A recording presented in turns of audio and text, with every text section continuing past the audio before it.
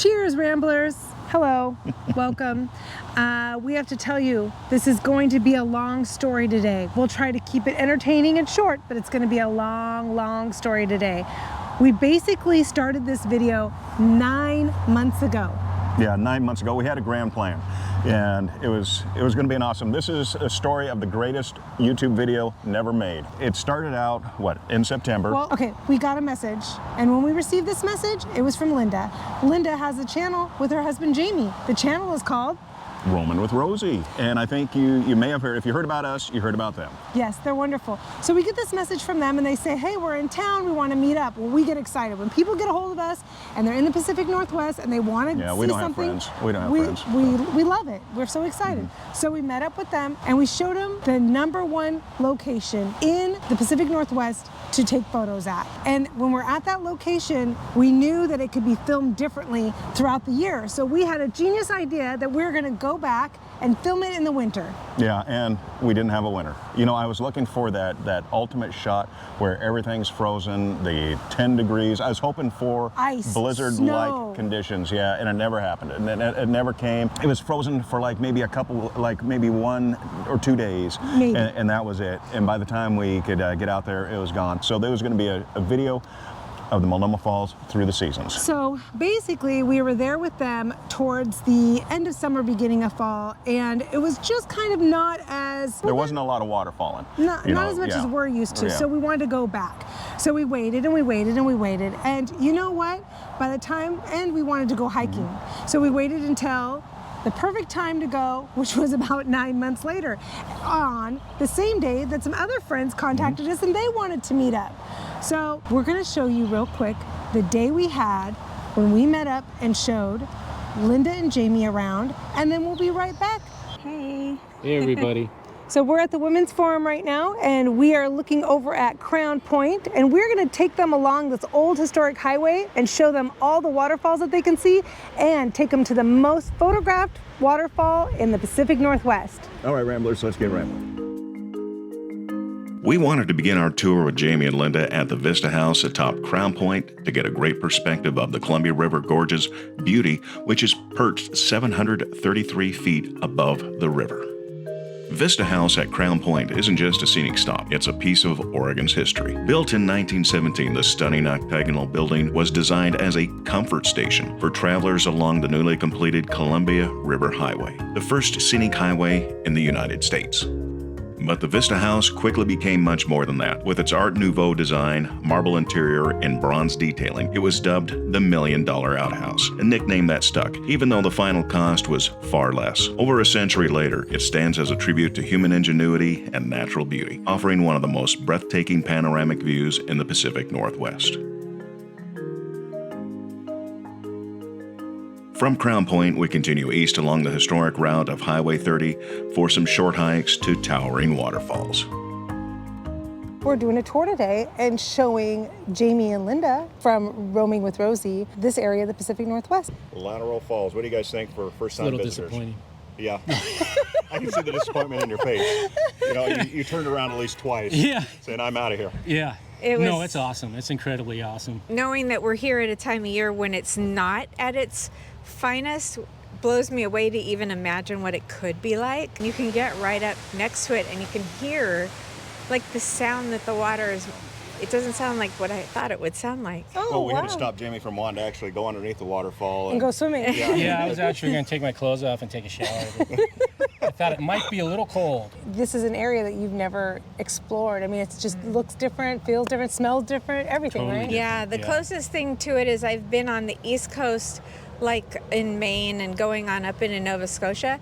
That's the only thing I've seen that's anywhere near what this might be like, you know. It's beautiful. And we're looking forward to seeing more today. Yeah, All right. this is just a taste. Oh, this is a warm-up. All Let's right. go. Here we go.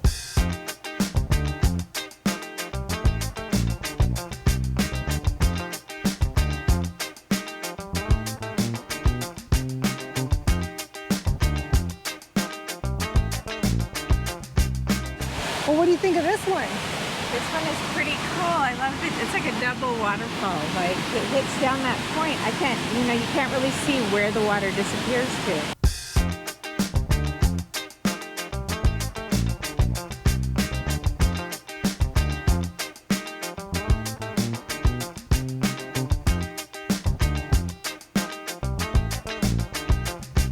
just a little trickle. Of course, it's in the fall, so you're not going to have much runoff. As soon as the rainy season hits, holy smokes, it's going to look like a chocolate fountain. I was telling Jamie, I think we're going to have to come back here in another month just to see how everything has changed around here, because right now it's just on the cusp of changing.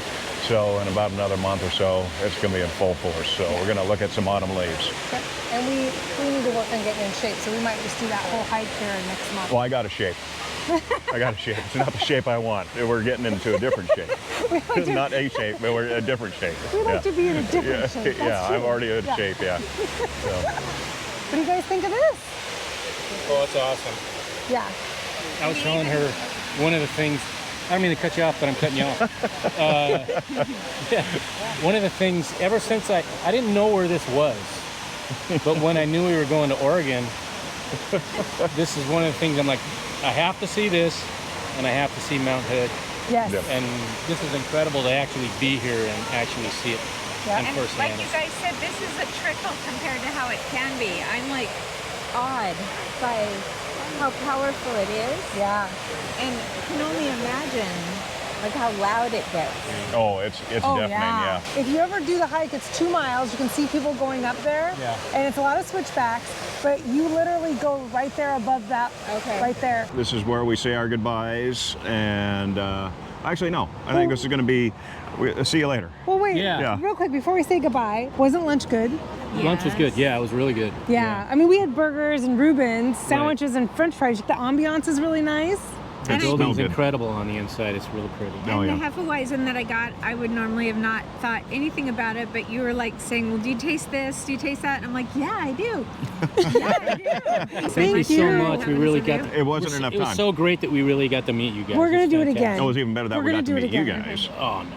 We have a connection now, like Yeah. in New Mexico, Yeah. or We're we'll going to meet get up them out to Quartzsite one winter. Yeah, Oh, we're gonna get hopefully. them out there. Cross our Boondocking. fingers. We're Yeah, supposed we need to get out there. All right, so this is see you later then. Yeah, Okay. see ya.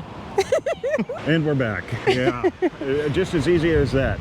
You know, we had a great time with Jamie and Linda just a few seconds ago for you guys, and I think it's been at least about maybe 6-7 months since we've been here, and we had such a great time. And we needed a waterfall with a little more water, and I think we got one. We wanted We to got come. We wanted to come back when McMenamins Falls was really flowing, and there is a big heavy flow going on out there today. It's a heavy flow day, I'll tell you that. No, stop. And today, in April, was one of the best days to come out here because the water is just really coming down. Yeah. We're showing you, it's been raining here a lot for the last couple weeks, and we just had our second day of beautiful sunshine, so we hurried on out here to show you.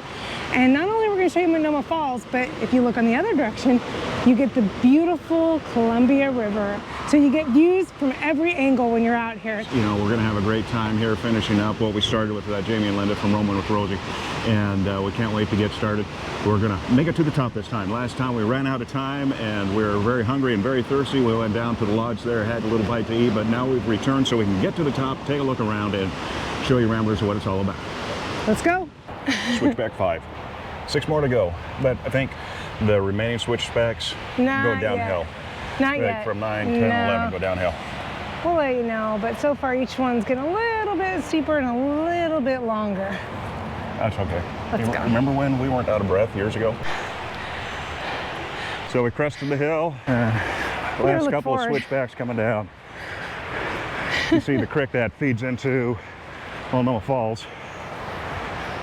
Well, we are going down, so you were correct about that. There's 10 of 11. At 9, you went just a little bit downhill. So you went uphill all the way to about 8, and then they start to get shorter. And now we just hit 10, and it looks like we're going down again. So don't get intimidated when you see the long 6, 7, 8.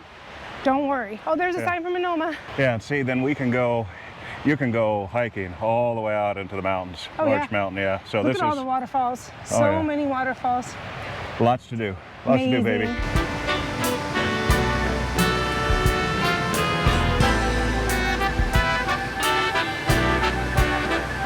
And here's what we've been waiting for.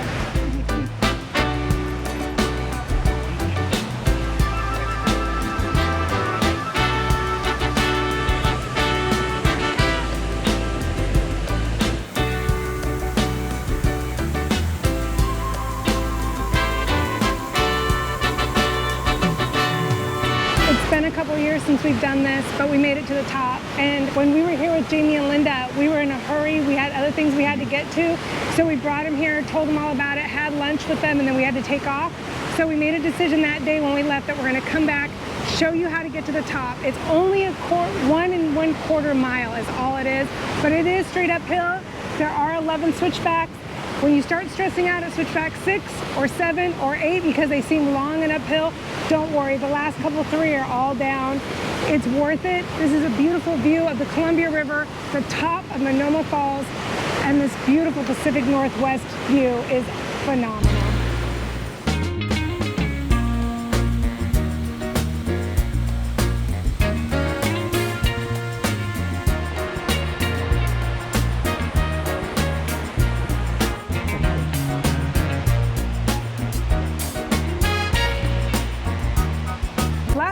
Here, we headed east, and we have an older video. Don't laugh too hard if you want to go look at that. But we headed east because we wanted to show you some other areas and a great place to go have a beer. Now this time we're going to head west. Am I right about that? Yeah, we are heading west. We're westbound and down. We're going to be going over to the Edgefield Poorhouse is what it used to be. It's going to be some great beers, and it's a historic property. Been around a long time, a lot of history, and so can't wait to show you guys. We're going to meet up with another channel. Ready? I am ready. I can't wait. Let's Go. rambling. So we left McMenamins, and now we're here. Which you didn't see. Edgefield. Because we had such a great time because we forgot to film. We got our picture. So we did get a picture. We have proof of the kill. Yep. Right. So we have proof of the kill. We're There it is right there. You know, I hate having a good time. No, Why did you guys put me into this? Right? It sucks. You know, you look pretty good with the sun. Right behind you. Oh yeah, that's a good shot. Just rambling around. Just rambling around in a world of adventure is where we'll be found. We're just rambling around. Just rambling around. We're back. So we're back now. We finished that hike, and as we already mentioned, we came here to meet up with some friends, and we had such a good time. We never showed you Edgefield. We never showed you about McMenamins, and so that's why we're here today. We came back again. So we have a theme going on that we need to stop. We have a good idea. We just need to stay focused and stay, true to the course. We are back here to show you why we met here. When you're done hiking Multnomah Falls, you have a choice. You can go explore Hood River and the Gorge, or you can go 20 minutes to Edgefield. The Edgefield here is a great place to make a base camp, to go see Multnomah Falls, and to hike all the trails around there. It's not just one trail that goes up to the top, but there's 20, 30 trails all around in the gorge that you can use the Edgefield as a base camp to go explore, whether it's Oregon or Washington, lots of things to do here. So we came back here to show you this, to tell you why we came here to meet with Ashley and Scott from Wild Blue Wanderers.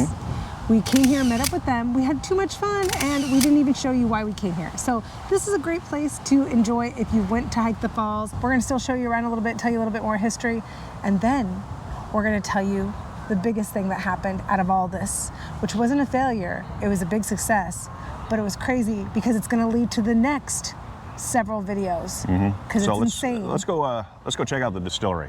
Let's go check that out. All right, let's go. Edgefield was originally a poor farm in 1911. It was to replace the poor farm that was in the West Hills. And what the idea of this was, everyone who is poor come here, and there is going to be self-sustainability. They're going to farm and love each other and grow. And then later on it became a nursing home until about 1982. Most of the McMenamins properties are historic properties that have either been built with existing structures, or at least they have been built brand new with the plans of historic properties in mind, such as the Columbia McMenamins is a new structure, but it's based upon an old structure. McMenamins always has history in mind. For example, the Grand Lodge is the old Mason's Lodge, and the Kennedy School was an old elementary school, such as like the Anderson School north of Seattle, and then you have the old St. Francis School in Bend, Oregon. They all spend a lot of time with the history. They actually have pictures a lot of times in there of students, of people who were at that nursing home, and sometimes they name each room after a significant person, and they actually will have have like their picture in there. They'll do paintings of them. They'll even have their story like up on the, remember how there's stories like for painted? example, you know, it may be cool, maybe creepy, it may be a little bit of both, but I'd lean more towards the creepy side. But it was, each room was named after one of the residents that stayed there, and then on the walls they had the story of that resident. Yeah, or a janitor or somebody who worked there. I mean, it's really neat. Yeah. So if you hear some kind of specter, you know who the specter is, and then you can welcome them in. Remember, these are all older. They all have a lot of older antiques and bear in mind, them. Also, if you stay here, there's probably about an 80% chance you're going to share a restroom.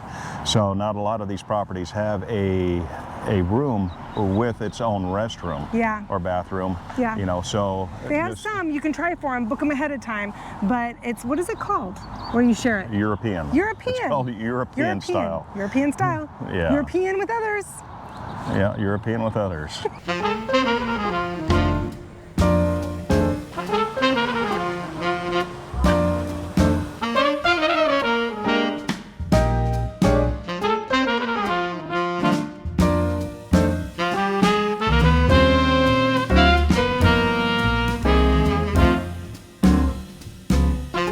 This is just a little taste of what the Edgefield has to offer, because I want to come back. I want to stay and soak and have cocktails and listen to live music. I want to go on the brewery tour, the distillery tour, the winery tour. They have all those. And I want to do the golf. Let's do the golf. There's a lot of other things going on. I want to sit by the fire. And, you know, and it's one of the places, I think they may have a cigar room as well. So maybe we'll have a cigar or two. They do. And, yeah, I remember the last time I had a cigar, it was 20 years ago, 25 years ago. It wasn't good. That's why it was 25 years ago. So maybe I'll try it again. At least it's a new decade, and so we'll try new things. He's getting older. Maybe he can. And branching out. We wanted to come back to really show you what this is like, because we had way too much fun with Ashley and Scott. Well, here's what happened that night. We had a great time. We told them that we just had last minute booked a cruise, and we literally booked this cruise 18 days before it sailed away. Couldn't believe we did that, because if anybody watches this, they know I am a planner. I plan everything. It was last minute. I knew that we could drive into Seattle, take off, and go on this cruise, and I just couldn't pass it because I love Alaska so much. So when I told them about it, guess what happened? They booked. They did. They booked it well. They called us the next day. It was cool. And it was 8 days. Cool, I think it was 8 days before we were leaving that they booked it. Obviously, if we had a bad time with them at Edgefield, we wouldn't have went on to Level Brewing, and then we wouldn't have went on to the other place where we had supper. And so if it was a bust, they wouldn't have booked. We had a great time going to those 3 locations. They booked. This may not be good to tell this story, because now people are going to be scared to meet up with us, because they're going to wonder if they're going to get locked in with something. Well, yeah, so it cost them, actually hanging out with us cost them at least about $3,500. Not to mention, and it was a success, because there was no bail money involved. We're going to show you right now a little glimpse at our next few videos as we will be sailing away from Seattle into Alaska. We actually have 6 ports on this trip. I'm so excited. That's why I had to book it. We are going to a couple of my favorite places, and we are going to some new places that we've never been, and we can't wait to share this with you. It's going to be a lot of fun.